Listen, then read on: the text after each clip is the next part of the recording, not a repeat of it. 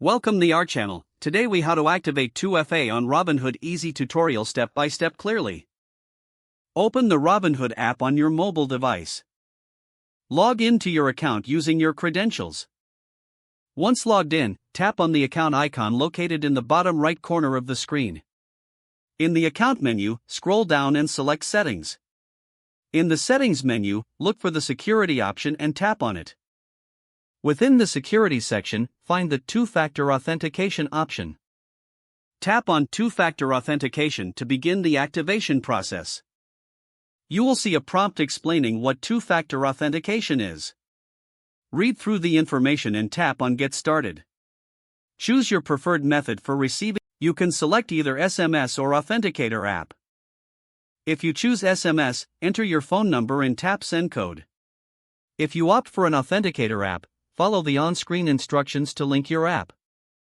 For SMS, check your messages for the code sent from Robinhood. Enter the code in the provided field. If using an Authenticator app, enter the code generated by your app. After entering the code, tap Verify to confirm. Once verified, your two-factor authentication will be activated. You will see a confirmation message indicating that 2FA is now enabled. Make sure to keep your recovery codes in a safe place. This will help you regain access in case you lose your phone. Congratulations, you've successfully activated two-factor authentication on Robinhood. If the page does not load, refresh the browser or try again in a private or incognito window.